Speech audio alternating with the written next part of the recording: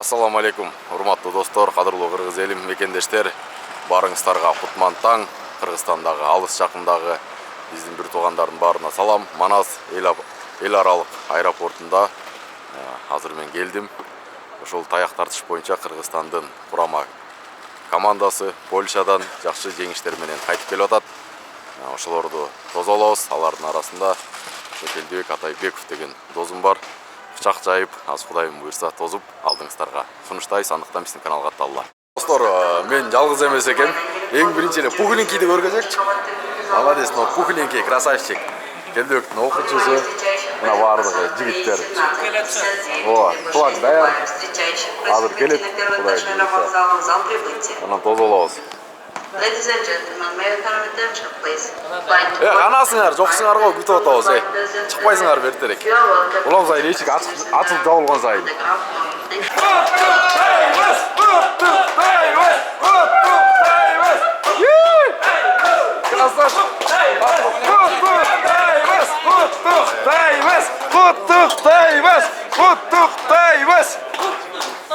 Куттуктагыла дагы. Салам алейкум, жеңиш кут болсун. Салам алейкум. Жеңиш кут болсун. Салам алейкум. Жеңиш кут болсун. Кандайсыз? Жеңиш кут болсун. Жеңиш кут болсун. О, жеңиш кут болсун. Кандайсыз? Жакшысызбы? Мынакей.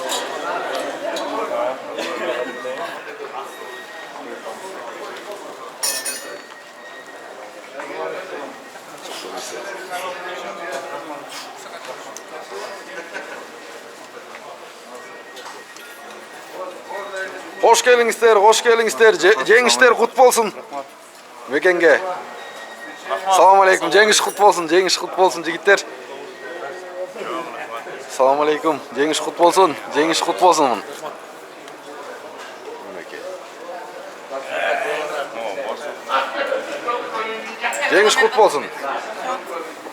Сен кое турчу. Макул.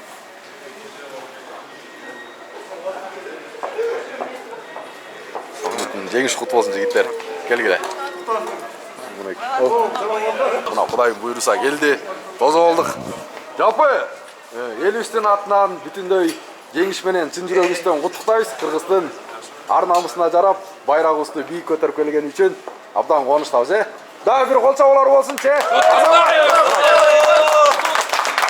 Жеңиш кут болсун.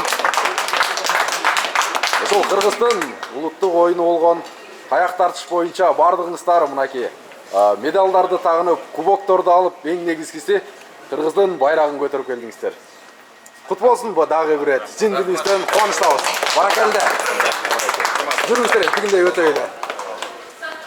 Мынакей урматтуу достор, кадырлуу кыргыз элим, өзүңүздөр көргөндөй, бардык катышуучулар ар биринин төшүндө мына медал жонунда желек дегендей жакшы, кубанычтуу көзүрмөндөрдүн алдында. Борсокту сары майды сагынсаңыздар керек. Мен особенно. Ооба. Келдикеңдин келинчегинин колунан жасалган борсок. Келиңиздер, эми очередь менен мындайынан бирден интервью кылып коёк. Жигиттердин эмгегин кандай болду, кайсыл жакта болду, кандайча болду, кандай сыйлыктарды алды кененирээк баштайлы. Ушул таяк тартыш боюнча Кыргызстандын курама командасынын башкы капитаны ушул Келдибек Атайбеков. Келдике, жалпы дүйнө чемпионаты кайсыл жерде болду? Assalamu alaikum, barda Kırgız eline salam. Bul dünölük kubok oldu. 3 etap менен өтөт. Ошол 3-чү финалдык этабы Польшанын Папьяница деген шаарында өттү. Абдан сонун өттү, чоң деңгээлде. Дүйнөнүн 24 мамлекетинен келип, бардык күчтүү атлеттер келип, ушул балбандардын бардыгы катышып, өзлөрүнүн болгон мүмкүнчүлүгү болушунча аракетин көрсө, себеп дегенде бул жерде финалдык этапта биз өзүбүздүн аракетибизди абдан жакшы көрүп, ошо бир жыйынтыгыбызды жакшы көрсөтүш керек эле. Буга чейин ошо Азербайжандын Баку шаарында жана ошондой эле Ташкенттин Алмалык деген шаарында 2 этап өтүп келген. Азыр ошо финалдык этабында биз абдан катуу даярданып бардык. Кыргызстан мынакей куру келбестен финалдык этапта 11 спортсмен барганбыз. Бардыгыбыз тең эң жакшы алдыңкы орун орындарды алып келдик. 3 алтын, жана ошондой эле 4 күмүш, калганы коло медальдардын болду. Кудай буйруса. Сеники алтын болду. Биздики алтын болду. Көргөз койчу гана жакшылап, мына жалпы элибизге. Дүйнөнүн чемпиону болдук, Кудай буйруса. Биз кыялданган, биз эмгектенип жасап, талыкпастан ушунчалык бир маңдай терибиздин жыйынтыгы чыкты. Бүгүнкү күн Алланын буйругу менен бизге ушундай жакшы сүйүнүчтөрдү, кубанычтарды тартуулап атат. Андыктан силерге чоң рахмат, баардык кыргыз элине, кыргыз жерине жакшы колдоп, коштоп атышты. Баардыгы ушу интернет тармактарынан дагы күнүгө калбоо тилектер, күч кубаттар ушул жактан да келип атты. Ошонун жардамы менен биз игиликти багындырдык десек жаңылышпайбыз. Бул коло медаль, көтөн коло медаль болду. Биз 70 кг салмакта тайбашта чыктык. Аябай күчтүү болду. Европа, Америкадан бери келишиптир. Болгон аракетибизди жумшап, алакандар айрыкча атыштык. 90 кг салмагында ошо чемпионат мирадан экинчи орунду алып келдим. Ошо. А эмне биринчи орун багы колдон чыгып кетти дегендейчи? Биринчи орун ошол ишине өзүм минустарым көбүрөөк болуп калды. Ошону азыр сезип алып келдим. Эми ошол минустарымды машыгам да, эми минустарым карап өзүм кемчиликтеримди эми байкап келатам. Мындай дем күч алып келсеңер керек, эргүү пайда болуп дегендей. Эми ошо Кудай буйруса эми эмдиги жылы эми результат Кудай буйруса жакшы берем. Ошол. Сеники? 65 килограммда. Сеники? Мен 85 салмактан күч сынаштык. Аябай эле чоң масштабта өттү. Мен машыкканыма бир гана жыл болду. Мурунку Алмалык шаарында Ташкентте өткөндө 85 салмактан биринчи орунду алгам. Бунусунда 3-чү орунду алып, ийгилик менен кайттык. Кудайга шүгүр. Болушунча күч сынадык. Кыргызстаныбыздын женегин желбиреткени, ошол максатыбызга жеттик деген ишеничтебиз. Бул жеңиш бир эле биздин эмес, кыргыз жергесинин жеңиши. Ошондой сеники качанчы орун? Меники экинчи орун. Бул жалпы 3 этапта, биринчи этапта Азербайжандан биринчи орунду алгам. Өзбекстандан 3 алдым, мындай 2 алдым. Ассаламу алейкум. Биринчиден 4 беттеш өткөрдүк, ошо 4-чүсү финалдык беттеш болду. 60 кг салмакта чыктык. Биринчи кругда армениялык балбан менен чыгып, аны утуп, андан кийин литвалык балбан менен аны утуп, анан Сербия менен чыктык, залыхат финал. Сербияны утуп, ошо финалда Якут Россиян балбан менен чыгып, ошо Россиян балбаны утуп калдык. Экинчи орунду алдык. Күмүш медаль алдык. Баары жакшы алып келдик. Эми эл көрүп, жер көргөн жакшы дечи, бирок баары Кыргызстанга эч нерсе жетпейт. Биздин аба ырайыбызга, күнгө, суугураак экеним, мелдеш кыйын болду, бирок биз аракет жасадык. Айрымдарда бирден экен, сиздердикинде 2 экен, 2 медалдан экен да. 2 салмакка катыштыңыздарбы же кандай? Жок, Кубок мира 3 этап болуп өткөн. Биринчи этап Бакуда болгон, экинчи Өзбекстан, үчүнчү Польшада. Могул жыйынтыгы боюнча, 3 этаптын жыйынтыгы боюнча алтын медаль. Бул 3-чү этаптын медали. Ошо менен бул общий командный зачет болду да, ошо менен кубок алдык. Бул мелдештин медали. 3 этапта тең алтын алдыңыз. Өзбекстандан 3-чү орун алгам, коло медаль алгам. Бирок общий очко боюнча ошондо очколор мен көп болду да. Кайсы салмакта? 85 килограммга чейин. Билдер Ожа, стикичи? Меники дагы 3-чү этапта күмүш медаль алдым. Американга чекинип калып, 3 этапта жыйынтыгы боюнча финалдык этапта биринчи орунду алып, алтын медаль алып келдик. Мындай эми сезимдер кандай? Эми ушуга канча деген эмгек кылдыңыздар, мээнет кылдыңыздар, тер төктүңүздөр, аял кишисиздер, тамакты жасай салып, залга бара салып, баланы бага салып дегендейчи. Эми Кыргыздын намысы үчүн мындай бизди деле үйрөткөндө бир нерсени баштасаң, көңүлүңдү коюп, аягына чейин жакшылап жасап чыгарыш керек депчи. Ошого биз да аракет кылып, ошо ийгиликтерге жеткенге аракет кылдык. Билдер Ожа, сиз кайсыл салмакка беттештиңиз? Мен 85-тан Одо ауыр салмақта қатыстым. Жақсы месталарды алып, Қырғызстанымыз желеген желбіретіп келдік Европадан. Бардыңыздар байгелуге келсеңіздер керек, байқаусыз қарағанда. Демек, Қырғыздың ары бері уыл қызы бағы жөн емес дегеннің белгісі.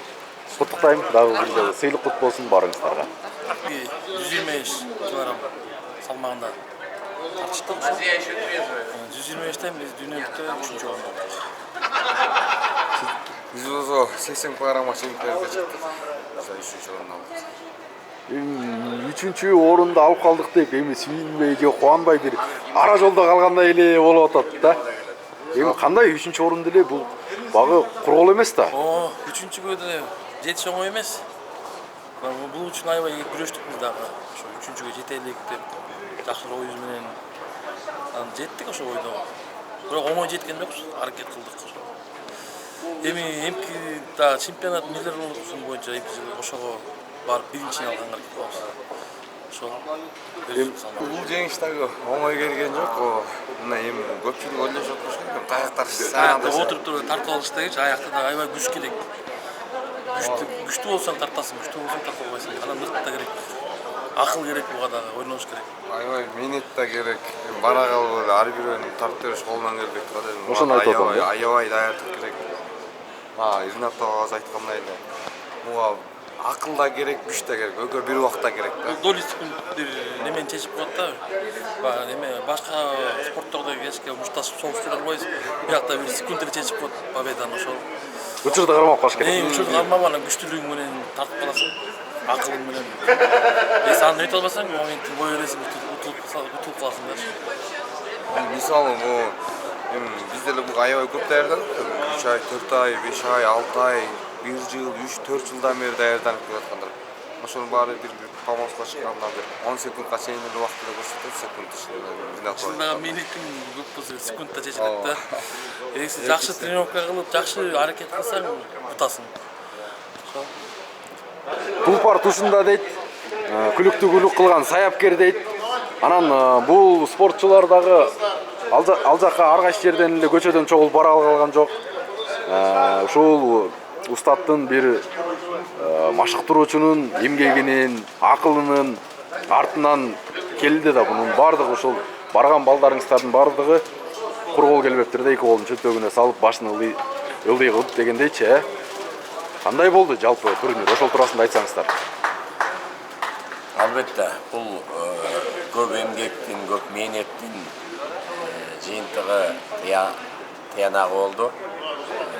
Көп жылдан бери машыгып, даярданып, ошо балдар ошого даярданып келип, тарыхта биринчи жолу ушундай болуп атат. Дүйнө кубогун алтын медалын ошо Кыргызстан ала элек болчу. Мында болсо 3 алтын алып атат. 2 күмүш алып атат. 5 коло медаль алып, бүт баары 10 бала барган. 10 тең байгелүү орундарды алып, 10 тең кубок алып келди. Бул дүйнө жүзүнө Кыргызстанды даңазалап таанытып келип аткан биздин жигиттерибиз, кыздарыбыз ошо жакшы даярдыкты көрсөтүп, ошо жактан баарын таң калтып келди да, башкача айтканда. Кыргыз ким экенин көрсөттүңүздөр, мындайча айтканда. Биздин балдар ошо жактан өзүнүн кыргызчылык жоопкер экенин, айымдарыбыз күчтүү айымдар экенин ошол дүйнөгө таанытты. Ошол болгон канча мамлекет болду? 24 мамлекет болду. Ошо 24 мамлекеттен биз 2-чи орунду алдык. Командный зачет деп коет ошону. Анан бүт 10 балабыз тең. Ошондо итоговыйда баары ошол пьедесталга чыгып, өзүнүн тейин экенин көрсөттү да, даярданып келгендигин көрсөттү. Ошо жөн эле спорт залдан чыгып эле эметпей эле, даярданып ушул именно таяк тартыш, мас реслингден даярданып баргандарын көрсөтүштү да. Азыркы учурда мына сиздер ушул таяк тартыш спортун өнүктүрүп, өстүрүү жолундасыздар да. Анан мындай алганда багы Кыргызстанда өтө популярдуу спорттун түрүндө кирбейт да. Эми мындайча айткандачы, тармаңыздар бирок ошондой да. Кантип багы популярдуу кылсак болот деген да, ушул жаштардын кызыгуусун арттырып дегендейчи. Биринчиден мектептен башташ керек деп ойлойм. Ошо школьный лига киргизип, колледждердин арасында, вуздардын арасында тоже. Ошондо таяк тартыш спорту өнүгөт деп ойлойм. Агай, сизчи? Ал эми чынымен ал биздин колубузда. Биздин колубузда, биз азыр болгон аракетибизди жумшап атабыз. Ошо эрмек айтып өткөндөй, мектеп окуучуларынын арасында мелдеш өткөрүп атабыз. Мектептерге ошо таанытып, ошо мектеп окуучуларынын арасында өткөрүп атабыз, студенттердин арасында өткөрүп атабыз. Бул спорттун түрү азыр бүт министерство, ведомстволорго кирип атат. Күч органдары да өзүнүн спартакиадасына киргизип атат. Мамлекеттик кызматкерлер өзүнүн спартакиадасына кирип, бүт жерде азыр жакшы таанып келатат. Биз да болгон аракетибизди жумшайбыз. Дагы да көптөн ошо таяк тартышка кыргыз элин дагы да көп тартканга аракет кылабыз. Кудайым буйруса, өркүндөтүп өстүрүңүздөр, көрсөтүңүздөр ушинтип. Биринчи багы Кыргызда мындай го, бирөөгө бирөө оңой менен ишенбейт да. Анан көзүн чукуп, көзүнө көргөш керек да, мына депчи. Бүгүн сиздер ошентип көрсөтүп келдиңиздер деп мен кепилдик берем, ишенебиз. Мындан ары дагы Кыргыздын байрагын желбиретериңиздерге. Чоң рахмат сиздерге. Алдыңкы орундарда. Кудайым буйруса. Өзүңүздөр көргөндөй, балбандарыбызды колдоо максатында колубуздан келишинче көңүлүн көтөрүп, жылуу тосуп алганга аракет кылдык. Андыктан спорт мейкиндиги, Жети облас биримдиги деп ар дайым урам менен жүрөбүз. Биздин каналга катталгыла, өзүңөрдүн ой пикириңерди калтыргыла. Алыста болсоңор да жакшы комментарийлерди калтырып, куттуктасаңыздар болот. Сиздердин кызматыңыздарда мен Токтомуш Жекшенбай уулу болдум. Менки одон көрүшкөнчө аман болуңуздар.